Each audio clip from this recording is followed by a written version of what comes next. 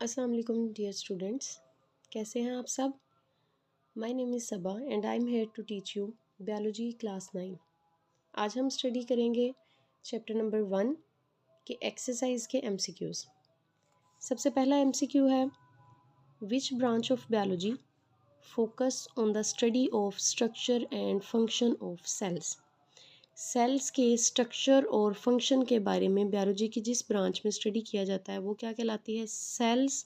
Sales लफ्ज़ जो है वो निकला है साइटोलॉजी। साइटो का मतलब ही सेल्स होता है, तो it means cytology is the study of sales.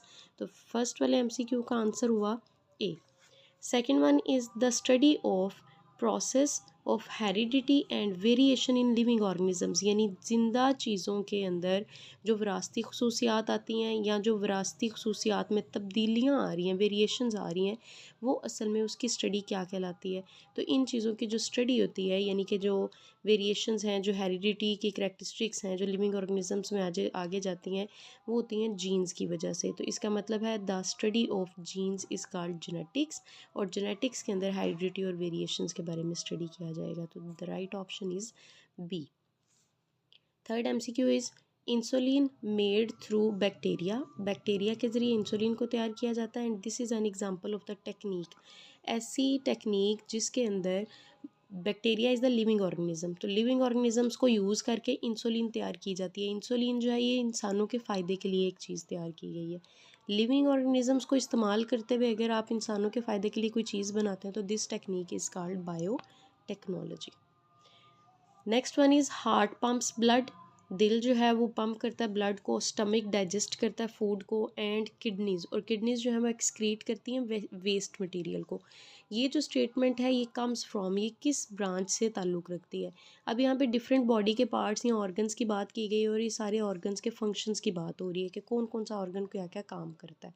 अगर आप डिफरेंट बॉडी पार्ट्स के या डिफरेंट ऑर्गन्स के फंक्शंस की सिर्फ बात करते हैं तो this statement is comes from physiology. Which branch of biology, biology की कौन सी ब्रांच जो है वो इन्वॉल्व्स, उसका ताल्लुक है किसके साथ, the study of classification of organisms.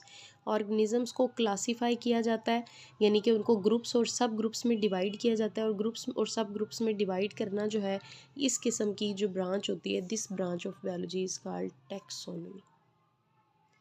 Next, which step comes between making hypothesis and doing experiment. कौन सा स्टेप इसमें से जो है वो दरमियान में आता है, यानी हाइपोथेसिस बनाया जाता है, उसके बाद कौन सा स्टेप आएगा और उसके बाद एक्सपेरिमेंट्स जो हैं वो किए जाते हैं।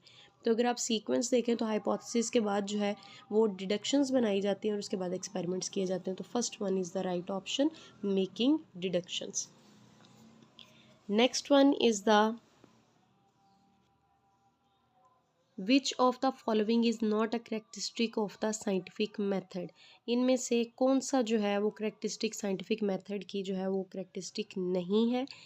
तो इसमें से राइट ऑप्शन है जी C, hypothesis will always be correct.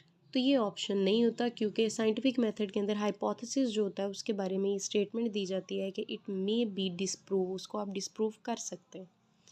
Next one, choose the correct sequence of steps of scientific method. Scientific method के सीक्वेंस जो है उसका क्या है, डिफरेंट स्टेप्स। सबसे पहले नंबर पे हम ऑब्जर्वेशंस करते हैं, फिर हम हाइपोथेसिस बनाते हैं, हाइपोथेसिस से डिडक्शंस ड्रा करते हैं, and then we do the experiments. तो first one is the right answer.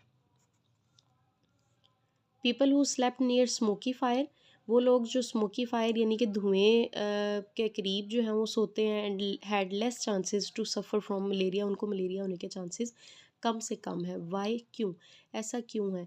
Malaria फैलता है मॉस्किटोज़, मच्छरों से, और मच्छर जो है वो स्मोकी एरिया या स्मोक को, धुएं को बर्दाश्त नहीं कर सकते, टॉलरेट नहीं करते उसको, और वो वहाँ से दूर रहने की कोशिश करते हैं। और अगर मॉस्किटोज़ नहीं होंगे तो मलेरिया के चांसेस भी कम से कम होंगे। तो इसके लिए राइट ऑप्शन है जी C, mosquitoes can not tolerate the smoke and are repelled.